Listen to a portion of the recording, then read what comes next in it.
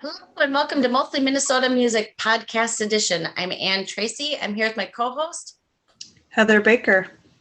And we are excited. We are excited. We have a guest Sue Scott, who is from the island of discarded women. Yay! Welcome. Thank you. I'm excited because we have joined the island a couple of times. We've seen your show a few times and we're big fans, but I'm just going to start at the beginning and say, tell us a little bit about Sue Scott, because you have a long history from Prairie Hunt Companion, and I'll let you tell it because you know it better. Okay. Well, I was an actor in college, and so I sort of was on that track, and did stage theater, worked for theater companies, and I moved up to the Twin Cities, and I was the Brave New Workshop, Dudley Riggs Brave New Workshop, so did improv and more theater, and then I auditioned for Garrison Keillor in 1992 and was cast to be a part of a 3-member cast, 2 actors and a sound effects guy, and did that for 24 years. And then here we are. No, there's a little bit more in between. So I did that for 24 years. And then there was a change that was made in the nature of the cast. And after Garrison retired, and I was not invited back. So I thought, okay, well, what am I going to do? Oh, I just pulled out my earbuds, so I can't hear myself or anybody. So I decided to, what could I do to use my creativity, use my all my years on the radio. I'd done live radio with Garrison for 24 years. I'd been in studios doing voiceover work for decades. What could I do that used my audio skills, my live radio skills? And it's like, hey, I'll start a podcast. And I was kicking around ideas starting in like 2017, 2018. And I have a graveyard of demos of early podcast ideas. And some were, we're going to record funny sketches and we're going to go to a studio once a week. And then I couldn't realize that's hard to sustain financially and everything else. And then I thought, I went to a podcasting conference for women, and it's called Work It. It was in LA at the time. This is several years ago. And they said, whatever you do, tell your own story. Whatever, it's a news thing, if it's a cultural thing, a funny thing, whatever, they put your own story in there. And I'm like, oh, I wasn't going to put my own story in there. So, or put yourself in there somehow. So I decided to, okay, why don't I talk to women that I was so inspired by, and I've been so inspired by. And especially when I was sort of stuck in this, okay, I'm not doing the radio show anymore. Now what do I do with my skills, if I even had any, right? Because you start to question all that, and right, you start to question all that. You start to go in sort of a weird kind of a place. And so I thought, I'm going to do a podcast where I get to talk to these really, really cool women. But I also thought, would it be really fun to have some of my actor friends who are great storytellers, singer-songwriters. So Island of Discarded Women was born, and it's a variety show. And we're live once a month. And pre-pandemic, we were in 2 different places. And then during the pandemic, I was still producing what I was calling From Home episode, doing things like Zooming and stuff like that. And then since last October, we came back live once a month. And now we're at the gorgeous lounge at the Women's Club in Minneapolis. The end. And I want to say, in case it's not always clear to people, it's live with a live audience. Yeah. So we did it it's sort of a setup at a dinner club setting. When we first started the podcast live in 2019, we were at the place called the Nord Social Hall, which is next to French Meadow Cafe in Minneapolis and Lindale. It's an event space that we turned into a performance space once a month. And so it was eating, drinking, and, kind of a clubby dinner club feel. Then we moved to Crooners in early 2022. And then we know what happened in March of 2020. Then in March of 2020, we know what happened. So everything shut down. And then we went not live for 18 months. And then we came back we needed to find just a place that was a better fit for us. There's, all sorts of reasons why we could have gone back to crooners, but we were just looking for a way to have a little bit more autonomy. And we found the Women's Club. So it's still a dinner club, kind of a Dakota crooners kind of thing. And you can eat and drink. You can come early and eat and drink, and you can eat and drink during the show. And then the show's about 90 minutes long. And then it's recorded. And then I edit it down to a podcast episode. I usually say 2 to 3 weeks later, but sometimes it's 3 to 4 weeks later. But anyway, it comes out as a podcast episode. And then we do the next one. And all the shows are original. Everything's new. Yeah. Okay, back to you. Club. Yeah, the Women's Club is such a good fit because the Women's Club really has a history of lifting up women as well, lifting up women and children, the work that so many of their members did with some of the school lunches and the libraries. And it is a gorgeous setting. Yes. I used to be a librarian and we'd had all our classy parties there. It's a classy librarian hangout. Well, it's just those huge ceilings and those beam ceilings and those big, gorgeous windows. And it's just a beautiful, beautiful setting. And what the Women's Club is doing, they're the new executive directors who were literally hired like a month before the pandemic. So, but they really wanted to take the club back to the original intent of the founders, which was to do good works in the community and make a difference. And one of the cool things that they're doing right now, and they've been doing it since the pandemic, they had a friend who was looking for a kitchen to help make meals for the homeless. And they said, you don't know of any kitchens? And they were like, well, the kitchen at the Women's Club the Women's Club is shut down. So the kitchen is totally available. So you can use it. And then when they came back up last spring, over a year ago, the club opened up for in-person things for their members, and then weddings and events for the public. There was we need to get our caterers back. And it was like, wait a minute, we have chefs and cooks in this kitchen all day long, 7 days a week, working for different shelters. They make breakfast for one, they make lunch for another. And why don't we see if we can hire them to make wedding food or dinner food or brunch food or whatever? And they were like, well, sure. So that's the model that I think is really unique and really cool. So that kitchen that makes our meals for Island of Discarded Women is also there all day long, all night long, making food for the homeless for these different shelters. So it's really cool.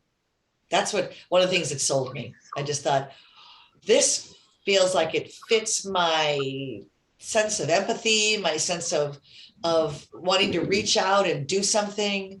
And so that was another reason why I felt that was a good fit. Yeah. So I love your cast members too, of all the different ages and ethnicity. Were you the one that sort of cherry-picked everybody, or? Yeah, I'm sort of the head cook and bottle washer, kitchens. But so I initially wanted a variety of ages and like you said, races and ethnicities, because I didn't want this to just be, I'm an older woman. I didn't want this to be, it's the Island of Discarded Women, so it's only about older women, because as we know, and as you all know, there's many, many ways that we are dismissed, disregarded, discarded as women in any age. And I've learned so much by these young women. So one of the way I found Dae-Sing Yang, who is a Hmong American, and at the time she was still a college student at Augsburg. I was looking for actors, storytellers who spoke their native language, because I thought it would be really cool.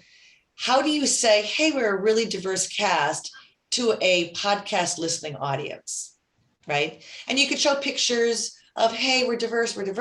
I thought, well, one way is language, right? Is what we're hearing. And Sylvia Pantaza, who's from Guatemala, she immigrated here 20 some years ago. She's a beautiful, very, very thick Guatemalan accent. She's adorable. And she's hilariously funny. And I had worked with her before. So I knew I wanted her in the cast. And then I was looking around for some other actors, and someone said, "Oh, this Dae-Sing Yang, she speaks Hmong fluently," which for her generation is a little, according to her, a little unusual. She's first generation, so she was born here, but she says a lot of her generation, they're like, "No, that's okay. We're Americans. We don't really need to. We know enough to talk to grandma and grandpa, but that's like cool. That's enough." And she's like, "No, I really wanted to, as a kid, I really wanted to learn." So she's fluent. And so I met her, and she was just adorable. And she went on and on and on the first day we met about how she's very gregarious. And this is a story that she's told a couple of times in different ways on the podcast. It's not a secret, family secret or anything. But she's talked about how her gregariousness is often frowned upon by elders in the Hmong community. And so she sometimes feels that she is discarded in a way, just because she's outgoing and gregarious. And it's like, I don't get it. Like, her brothers can be gregarious, but that she and her sister are not supposed to be. And it's a traditional cultural thing.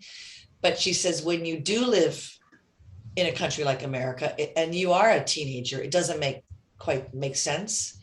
So she was coming to recognize. So she's told that story, in, like I said, in different ways on the podcast. And so she said, "I so identify with what you're doing." At the time she was 19 years old, and I'm like, wow, okay, I guess I didn't quite realize how much what I want to hear, the people I want to talk to, how much this resonates across the ages.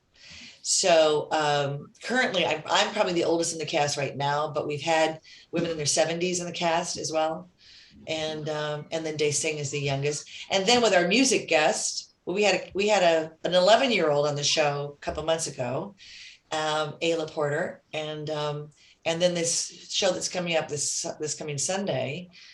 Judah Gardner is a high school student and an incredible singer-songwriter, very prolific, very talented on multiple instruments. And she's a high school kid. So I'm learning so much from them. Oh my gosh, am I learning? It's like we need our young mentors. I know you guys are younger, but I just feel like they are mentoring me in so many ways. So yeah. So that's kind of, yeah, go ahead. And probably earlier, someone may have heard a mom that was coming from my side of the here.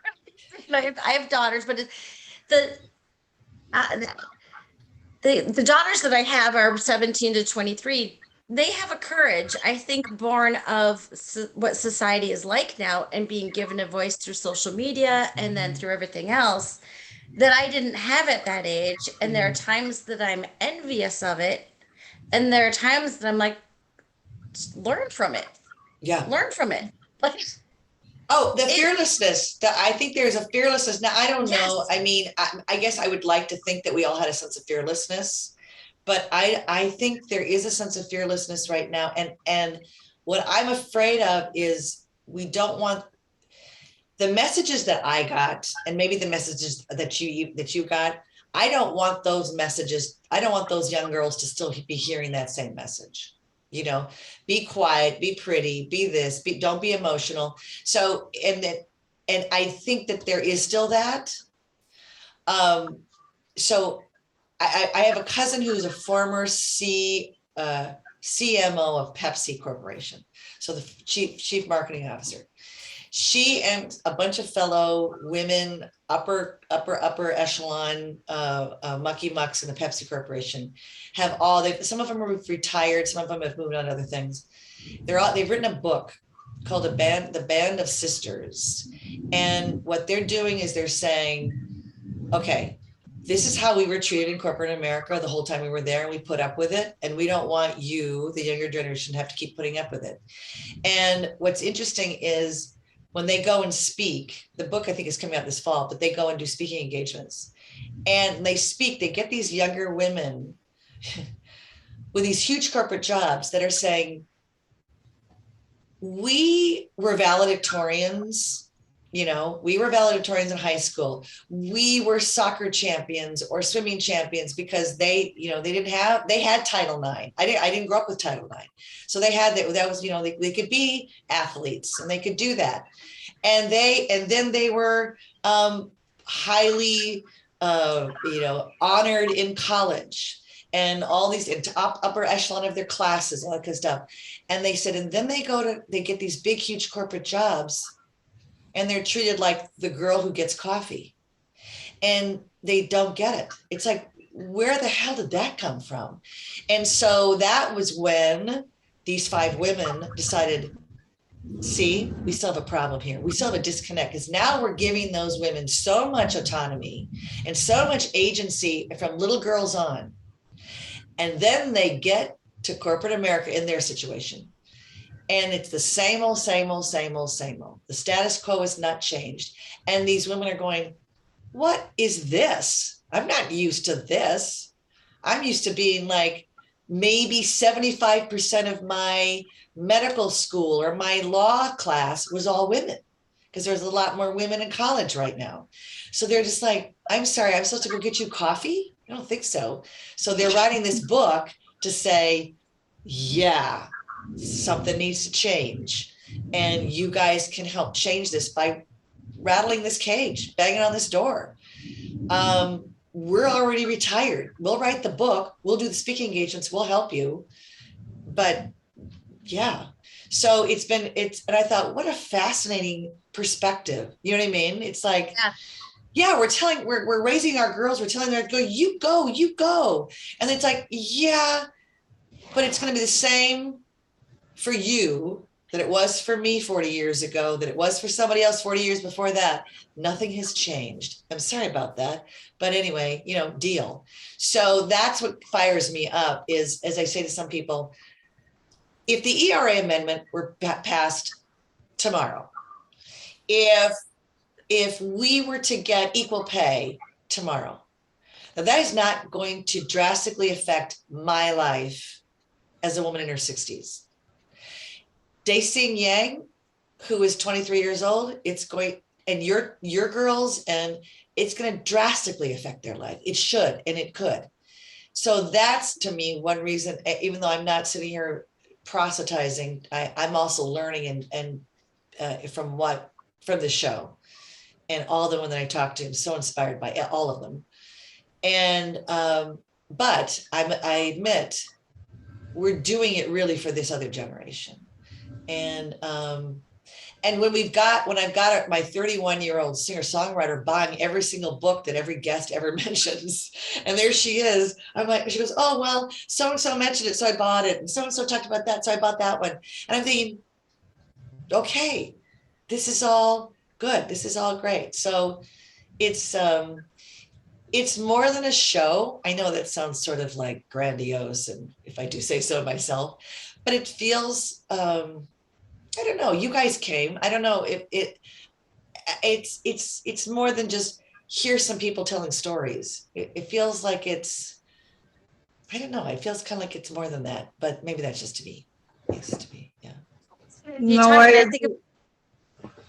go ahead. About another project that you did was the Sisters of Peace. Yeah. Oh yeah. The McDonald sisters well, again, I should have you talk about although I know them from St. Kate's, but yeah, well, and they're still with us. All 4 of them are still with us. 3 of them are now in memory care, but Rita, the oldest, is 99, moving on to 100 very soon. And I talk to Jane all the time. I played Jane, the youngest, in Sisters of Peace at the History Theater. And I'm just going to quickly say, for folks who don't know, these are Catholic nuns who are also sisters. They were there.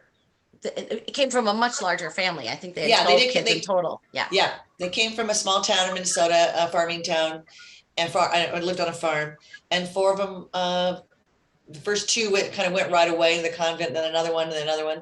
But but Jane, the youngest one, is the one that got them in sort of on their activism tract during the Vietnam War. She was working at one of the Catholic schools. It wasn't Benilde.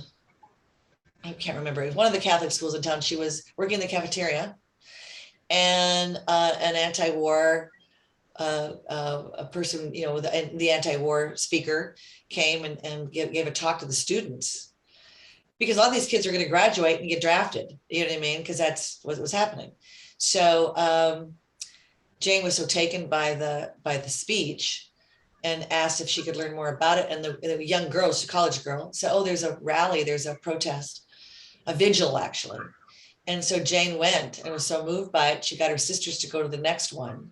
And then they started them on this life of peace activists, like on an Uber scale, and many times shutting themselves to the fences at Honeywell, and protesting, and being put in, being arrested, and still they were still doing it into their 80s. Yeah. Well, I run into Bridget regularly now, Yeah. and at the governor's mansion with the Vets for Peace, and on the Lake Street Bridge, and Yes, Lake Street is it every Bridge. Tuesday or Wednesday at the Lake Street Bridge? And Yep, every Wednesday at 5:30. Yeah, every Wednesday at 5:35. Yeah. And I live quite near this and that, but what I remember so much from that show that I didn't realize, and they weren't my teachers, they weren't, but I always knew who they were because anyway, Yeah. But was that the choice that was really presented in the play that I remember was you could become a nun or you could become a mother. Yeah, right. And partially say this as we're looking at the Roe v. Wade going away. And I think you've brought that ethos of helping people see the history of it and helping people see the application of it now. Because if Roe v. Wade goes away, it's House of Cards is going to come down, and women are going to be in that same position of, well, Well, and then just the demonizing, the demonizing that is obviously for some people is already there, right? It still has been there all along during Roe v. Wade, and that's their sort of call to arms.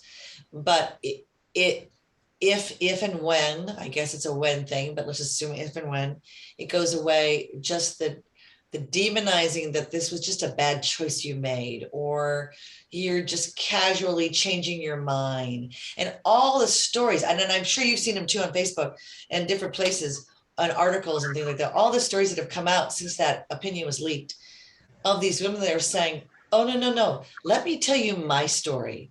It had nothing to do with changing anybody's mind. It had nothing to do with, I just don't feel like being a mother right now. Hello." It was a catastrophic decision I needed to make. And yet it was crucial, necessary, needed, life-saving, whatever. Yeah. And to be screamed at as I'm walking into a clinic when you have no idea what's going on, and all of those stories, and you just feel like, and it doesn't matter. It doesn't matter what the stories is. It is not our business. And it feels like another, you women, you need help. You need help. You need people to help guide you, and because you're sort of flighty and emotional, and you can't do things by yourself and all that kind of stuff.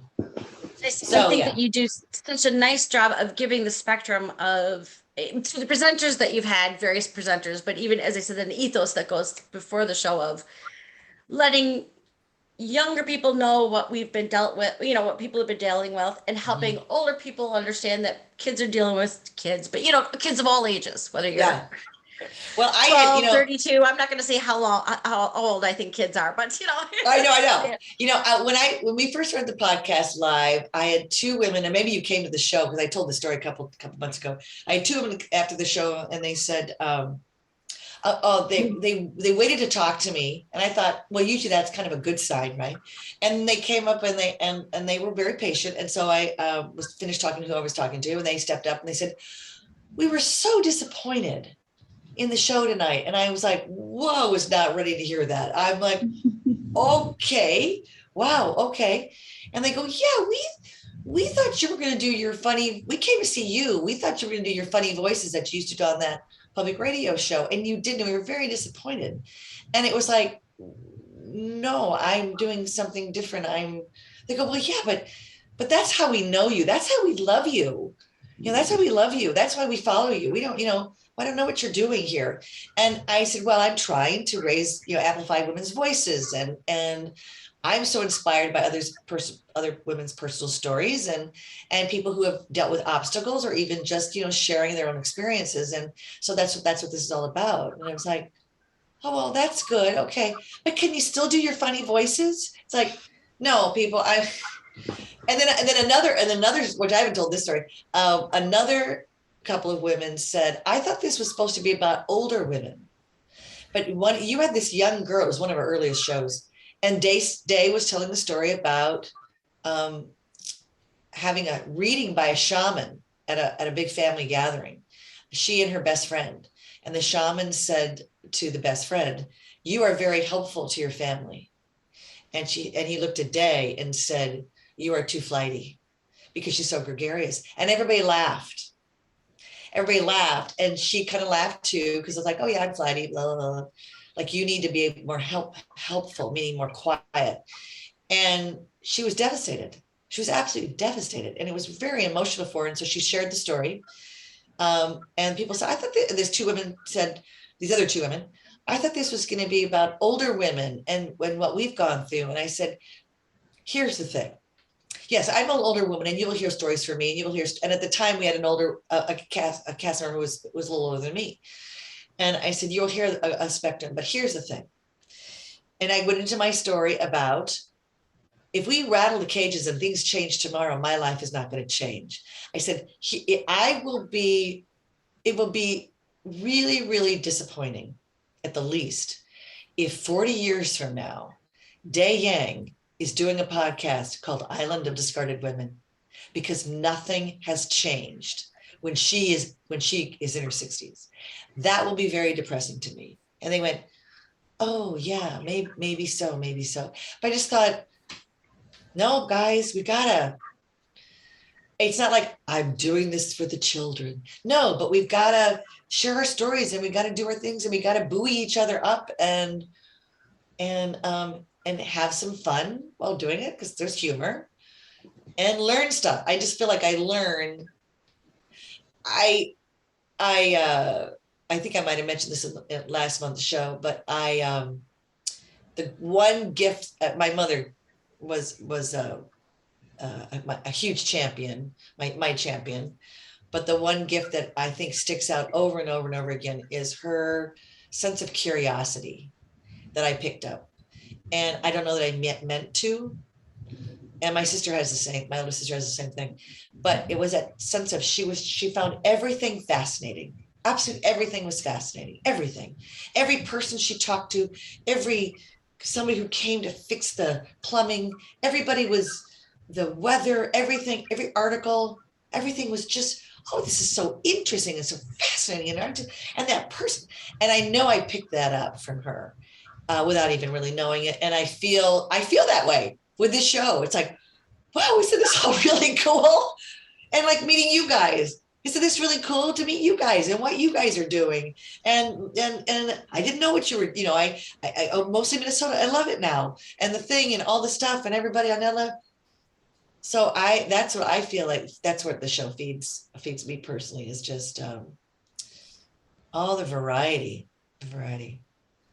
Am I talking too much? I know. No, I love it. And I love the fact that you're allowing younger people to teach you, because we always think, oh, you have to look to your elders, your grandparents, your mothers, whatever, but to give them the spotlight too and go, we can learn and create the conversations. I think it's so beautiful. You might have touched on my question, because I want to know, since you offer voices to all these women and creatives, who helped you find your voice? Oh, interesting. Yeah, that's interesting. Well, as an actor, we when you study in school and that kind of thing, you're basically taught to be a vehicle. So it's like, yes, you bring your own sense of timing, you bring your own, and then the method acting got more into bring your own emotion. If you're trying to be emotional in the scene, think of some emotional thing. But I wasn't trained in that. I was trained in more we embody these characters that we're doing on stage. And yes, you bring you automatically, we're the vehicle. So there's going to be a lot of us in there, but we're not used to telling our own stories. And a lot of actors are still this way. When people are like, oh, why don't you give us, why don't you give like a commencement speech?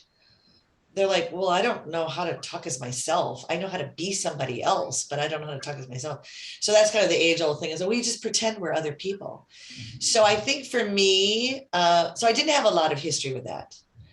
And I think this reckoning, I'll call it that, I guess, of plain and simple, losing my job because of my age. It was called a casting decision, but it was because of my age. I really got to a point where it's like, who am I? What do I have to give? What do I have? Maybe I wasn't skilled in the first place, kind of as I was alluding to earlier. And then I thought, well, and then when I went to this conference, this podcast conference, and they said, okay, if you're going to do a sort of podcast, make sure you put yourself in there somehow. I thought, okay, I'll start to tell my own story. So I'm sort of new at this, to be honest with you. It's kind of scary. I can be highly emotional. So I got that from my dad. My mother was super, super curious. And my dad was uber smart and very emotional. And so I'm quick to be emotional. And so sometimes I'm afraid if I tell a personal story on the show that I'll just get too emotional, I won't be able to get through it. But I try anyway. And sometimes I get a little teary. Sometimes that's okay. It's just genuine emotion.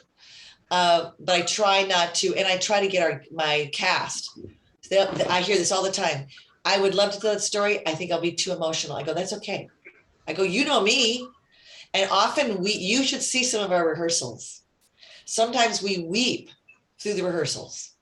And I'll just say, push through, guys, just keep pushing.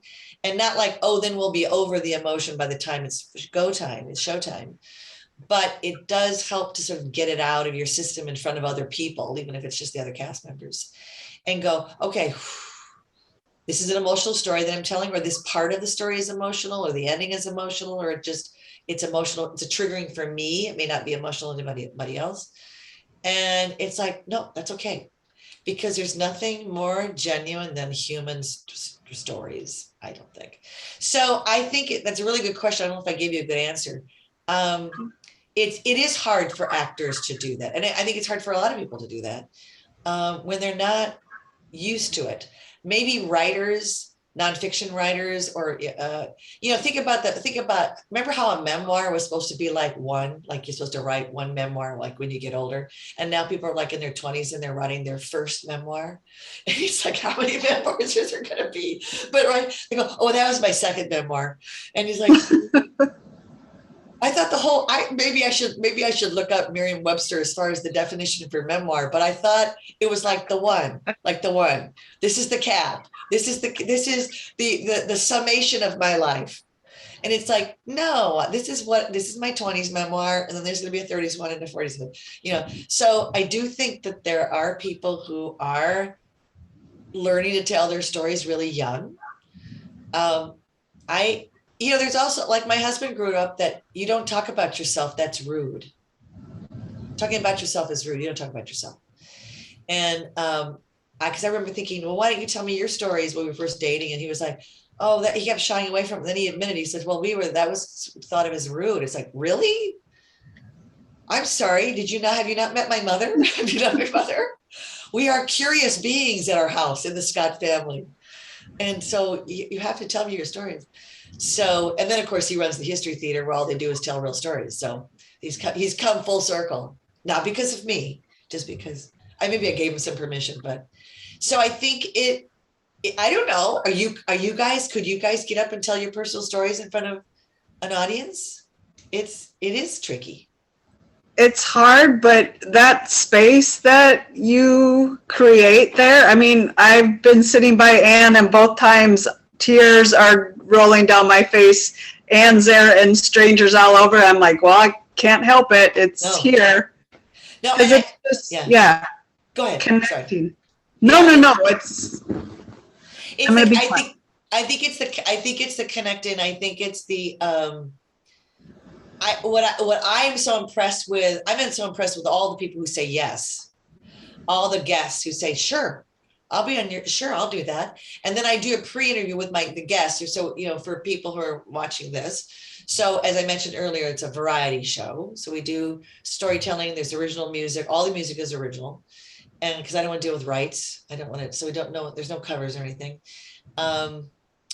And spoken word. We have our spoken word artist, Brittany Delaney, who's on periodically. She's a regular in the cast, and she's an amazing wordsmith. And then storytellers that there might be a commentary where it's dealing with maybe a social issue or an issue in the news, but otherwise lots of personal stories. And that sense of I think the genuine level of it. But when they say yes to me, when they say, sure, I'll tell this story. Sometimes they'll say, I really want to tell this story, but I've never written it out before. And so then we collaborate sometimes. I say, why don't you just start? And then I don't tell them what to write or how to write. I might just help structure it for them, help with them. I do that with some of the songs that Zippy Lasky, our amazing singer-songwriter.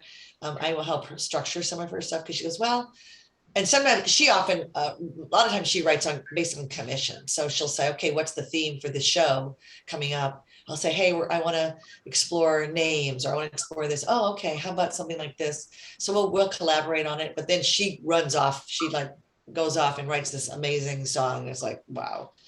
And then the guests that sit down for the conversation, that for the last half of the show, I will do a pre-interview with them. In fact, I just did the pre-interview with Georgia Fort, who's going to be our guest this coming Sunday, just this afternoon. And so I will do my research about them, and I'll read whatever I can and find whatever I can from their websites, online, Facebook, whatever, books that they've written, whatever, TED Talks. And then I'll put a series of things together that I think would be cool to talk about. And then, but on the pre-interview, I say, are you cool? Do you not want to go there? Is there something that you don't want to talk about? And every once in a while, someone says, you know what? I'd really not like to talk about that, because that's a bigger story. And if I go there, then that would take the whole half an hour. And I go, fine. Or situations, there was a guest who was aged out of her big broadcasting job, and she was legally bound not to talk about it because of settlement. They settled out of court. So she was not allowed to talk about it. She said, I can talk in general terms about what it's like to be a woman, an older woman in broadcasting, but I cannot talk about my own situation. So we found ways to kind of get around that. So the thing with Georgia today, there's some very personal things that have showed up on her Facebook page that she shared. And I said, that go beyond, well, they're all part of her, but go beyond her independent journalism thing that she's so good at. And she's just taken the bull by the horns and just run with it and turn it into this, cottage industry. Really, she's now expanding. She's got all these reporters working for her now. And so I said, are you willing to, and I won't tell you what they are because you have to come to the show and see it, but there's two very personal things in her life. And I said, are you willing to go to A and to B? And we talked about it, and she was like, sure, let's do it. Yeah, if you want to talk about that, that's fine. So, and yet I'm so honored. You know what I mean? How we talk about it, how it actually comes up, the flow of the show, the flow of the conversation is yet to be determined. Because even though I plan out what I'm going to ask, I don't really know how the flow is going to go, and I shouldn't, because there's a level of spontaneity in the conversation, which there should be. But I'm often just so impressed that it's like, sure, we can talk about that. Yeah, that's cool. And you go, thank you for being willing to be so open and honest and forthright and whatever.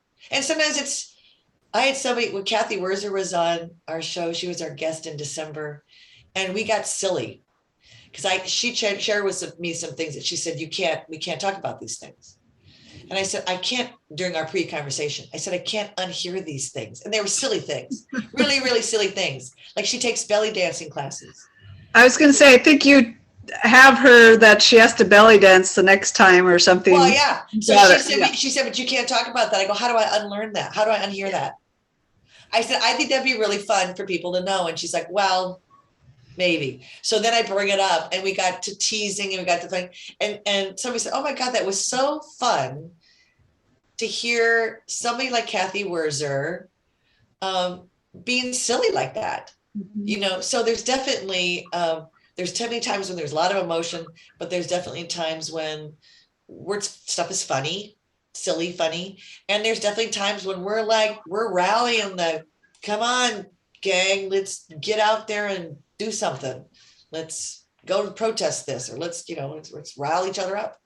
So I think those are all the levels that I try to hit. Because I'm moved by all those things. I did have a writer that early on, before we were live, it went in an earlier version of the very early version of the podcast when we thought it was going to be recorded. Said, I don't want to deal with personal stories. I just want to write funny stuff. So if you want personal stories, I'm out. Okay, that's fine. That's cool. And it kind of loops back to your other question about how hard or easy is it to tell those personal stories. And she's like, nah, I'm not into that. I just want to write really funny stuff. It's like, well, then maybe. And the thing about the funny stuff is it doesn't have to be comedy. There's so much humor just in our lives, So you tell some personal story, there's bound to be something that's going to be funny. Even it's not like, oh, here's the punchline, here's the funny part. It's just naturally going to be funny. So I think that works for me too. Okay, back to you guys. You got to ask a question. Well, there is that level of authenticity when you see the show live. As you said, it's a variety, so some things are obviously more prepared than other things, but Yeah. it always feels very authentic and very of the moment. Yeah, very, very so. Yeah. And the music that we have on the show, Anne Reed was on. I haven't, unfortunately. I'm working on it. It's going to come out hopefully later this She was week. last show, wasn't she? Yeah. She was the last show. So she sang, there's 2 songs that she's sung. One she had updated a little bit since she had written it 20 years ago. Her Heroes song. She had updated before when I said, "Can you sing that song?" She goes, "Yeah," and I've got an updated version. And then her Mother's Day song that she wrote. And she wrote it based on a proclamation for the original proclamation for Mother's Day, which is supposed to be a Mother's Day of peace.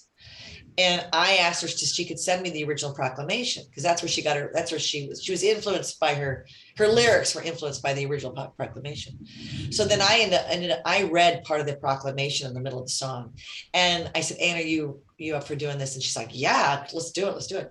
So a lot of the guests also are kind of open to that kind of thing. If I say, "Hey, can we shake this up a little bit, or can we add harmony to that? What if Zippy sang with you?" Or so we do sometimes have the guests just come on and do their thing. And then I interview them as well. So it's not a 20-minute interview. It's maybe a 2-minute interview before or after their song, but I find out what was their impetus to write the song. How does the song fit for them and resonate for them? And so we get quite a bit from the musicians as well. And I'm so impressed that they say yes. So The first show that Heather and I went to of yours, I think this was the first one. I could be confusing, but you had, and I am going to massacre her last name, Natalie Nowitzki. Nowitzki. Yeah. Nowitzki, which was, and she's Ukrainian or she's Polish. Yeah. She's Ukrainian American. Mm-hmm. Yeah. She's Ukrainian American. Yeah. Go ahead. No, I'm just going to say the timing of it was amazing because. Well, I wanted to do, that was obviously on me on many, many respects. I wanted to bring Ukraine into the room. And, I had mentioned this during that show. I had worked with Peter Ostrusko, the amazing violin mandolin player, composer, for decades off and on. He had been on Prime Companion. So I knew him and knew his family really well. And so I thought, maybe I get somebody to get permission, from Marge, from his wife, to do a Peter Ostrusko song, and someone to do that. And I know that he had there was a young violinist that he mentored. So I was thinking maybe I could track her down and she could do that.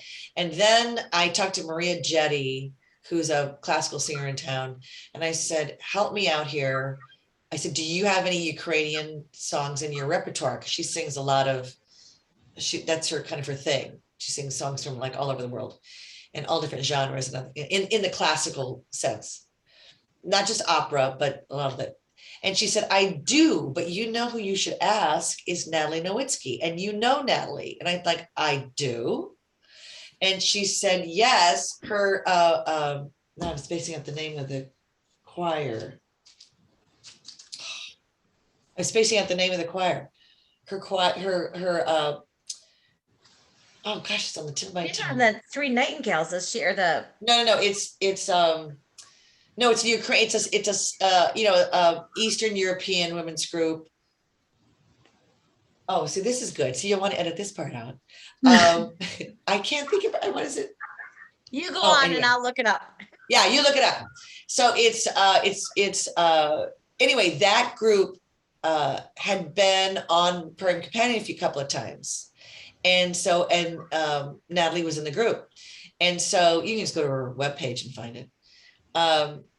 And so Maria said, you know, I mean, you wouldn't know Natalie individually maybe, but she was a part of that choir. I'm like, oh my God. And so we got contact information first. I reached out and she said, I would be honored. And she sang a traditional Ukrainian greeting song. And then she sang 2 songs, original songs that she's written in Ukrainian. One based on a poem by her grandmother, and then one based on a story about these amazing Ukrainian women who went back to the Chernobyl site when they weren't supposed to. And she's writing a play about that. Did you find it yet?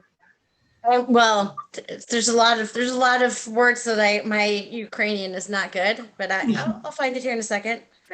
I could look it up too. Here, I could look it up too. I know we're gonna use it. I was going to say, Sue, I have to imagine the circle of women has just expanded, and all the people, it has to be fun of like who you started to, like, I want to talk to this person, and then it just feeds and multiplies and goes Yes. all over. Well, that's the thing. And even just meeting you guys, you know, so Betty Folliard is like, oh, well, then you need to meet Ann Tracy because she's with, you know, Women's March Minnesota, and then all this kind of stuff. Carolyn Holbrook, who has an amazing story. She did our February show. She's sort of a literary queen in town, literally. But she started, as she says in her memoir, she only has one memoir. She was a pregnant 16-year-old kid who was incarcerated, and kind of went from that to sort of being at the top of the literary circles here in the Twin Cities and in the country. And so she has quite a journey. But after she did the show, she sends me a list of 4 names that she thinks I should talk to. Oh, 2 of the people I had already talked to. So one was, 2 people I'd already was already booked. Oh, great. And Georgia Fort was one, and Mickey Morissette, who's doing our August show from Minnesota Women's Press. So I was like, 2, okay, check those off. 1 and 2. Okay, what else do you have, Carolyn? You have other people that you want me to talk to? So I feel like I'm learning so much from those people. Did we find the thing yet? Rose Ensemble. What's it called? The Rose Ensemble. No, it's not Rose Ensemble. Mila Vocal Ensemble. Mila. My office chair is an exercise ball, so I can jump up and down. Nice. TMI. That was a little TMI, maybe. So I have my exercise ball. Yes, Mila, that's it. Mila Ensemble. Natalie, if you ever see this, I apologize. It was on the tip of my tongue. Yes, Mila. And they were on Prime Companion, and that's where it was like, oh, I remember Mila. They were like, just that, that a cappella voice in those harmonies that are sometimes so dissonant that it makes it even more powerful. You know what I mean? And it was like, oh. And then when, of course, she did some of that, she did an a cappella piece, and then, so and yet here's what's really been cool about the project as well, the Island of Discarded Women. the show day is very intense. And leading up to the show day for each show is very intense. So I get to know the guests really fast, which is another reason why I want to do these pre-interviews, is not only just to decide maybe what might be too sensitive or whatever, but also I just don't feel like, up in front of an audience, the very first time I meet them is like, hi, and you must be Georgia. You know what I mean? It's like, so I kind of feel like then I'm going, even though we haven't met in person yet, I feel like I'm going, sometimes I do the interviews on Zoom, but I feel like we're starting the show kind of one step ahead. Like we've already met each other, we've already chatted, we've already done stuff. And so we're just continuing the conversation really. So that's really cool. But there's a lot of, and then we do a give back things, an outreach. So she's going to bring brochures for her nonprofit. And so we have to talk about that, and we get all involved about that. And then with our storytellers, I end up helping sometimes with the structure of their stories and the flow of the show. And maybe, could you trim this a little bit? Could you expand on this a little bit and help write the songs? And so everything is really intense.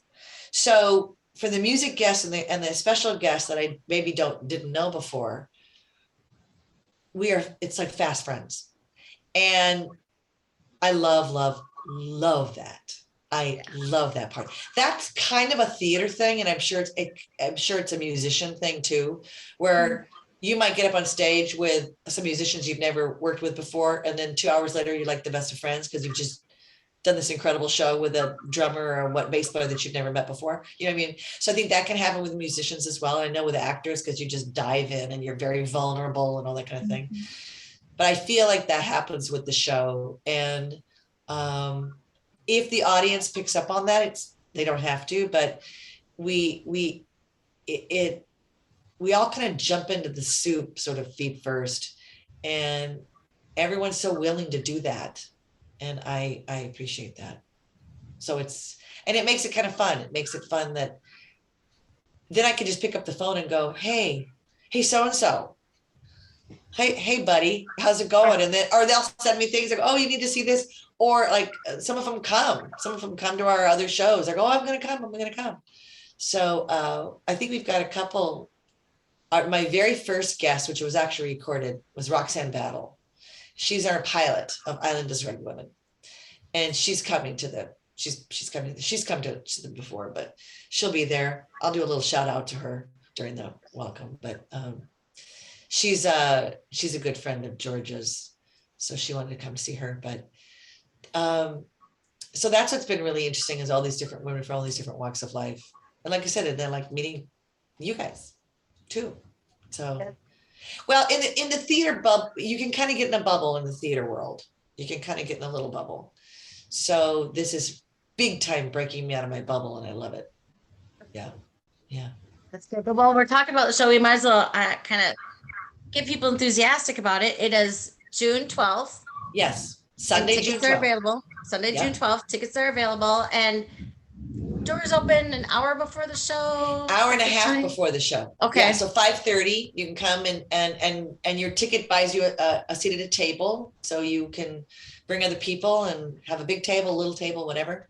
You can also buy tickets at the door, and doors open at 5:30 to eat and drink. Show starts at 7. You can still eat and drink during the show, and we're done by 8:30.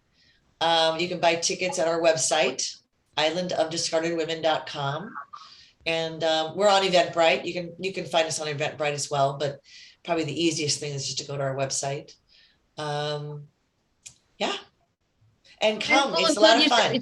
Yeah, as you said, you've got Georgia Fort. Yeah, one of the main speakers. You've got Juna Gardner, who you mentioned earlier, but high schooler from, is it Minnetonka? She's from Minnetonka High School. Yep, she's a young Black singer songwriter, and she says a lot to say. And I want to hear what she has to say. And she's 16 going on 17, literally 16 going on 17. I didn't say that just because of the song, but she really is. And her dad told me that. She goes, well, she's 16 going on 17. I'm like, I might have to use that. And then we have something new, actually. Our sound engineer is going to share a story. Our sound engineer has been an escort an abortion clinic escort. And I don't know that world. So she's going to share some experiences of what that's been like. And I think that'll be really, really interesting. And then Zippy is going to sing writing a story to her daughters, or a song to her daughters. And two of her girlfriends are going to come on and sing harmony with her. Zippy Lasky, our singer-songwriter. So, and then more stuff, even more stuff. Nice. Well, now Heather has done some escorting at some You clinics. have? I want to be real clear. Yeah. Yeah. That will be interesting. That will be. So you know what that's like, Heather. I mean, I know that not everybody's experience is the same, but Catherine's she doesn't normally get on stage. She's usually on the other side of the table, as we say. I said, hey, would you be willing to come up and share? She's like, okay, sure. So I think that we're going to try to there's a lot going on right now. And, with the mass shootings and we need to, we're all going to be at the March for Our Lives march on Saturday. Zippy went to a Moms and Man Action. Yeah. Zippy went to a Moms and Man Action march in Stillwater yesterday. And there was a Stillwater chapter that had a march yesterday. So, we're trying to do that kind of stuff too. And yeah. So Team Activist is picking up the march on the 11th. So that there's another person you could talk to. It's Aaliyah Murray at the MN Team Activist. Oh yeah, that name later. No, I tell you, my wish list keeps setting little. If I know I've asked you, Ann, about musicians, singer songwriters, but if you know of other people, it's like keep adding me, because I just and I go, oh, I don't know that person. Oh, that yes, that kind of stuff. Yeah. Well, and what's fantastic is you are lifting voices that would not otherwise be lifted, and that offers opportunities to people in the audience to say, well, I could be an escort, or I could do that, something will spur something. And that really builds the community, and that builds the unity that we need to make sure that 40 years from now, the island of discarded women looks very, very, very different. It's we don't need it anymore. Powerful women. Yeah. We don't need it anymore. Right. Because because discarded women, it's like, hello, what does that even mean? It's some sort of archaic thing, some sort of vintage thing. It's all black and white. Everything is in black and white. It's all those ancient people. You have to watch an old movie to find out what that means. You got to watch Wizard of Oz to figure out what that means. Yeah, right. The colorized version. Exactly. So thank you so much. Thank you for joining us. This has been fantastic, and we enjoy the show so much, and thank you. Others will too. Well, thank you for this opportunity. It was delightful, and you guys are delightful, so that was even better. Makes it even more fun to have this hour with you, or whatever it's been. So, all right.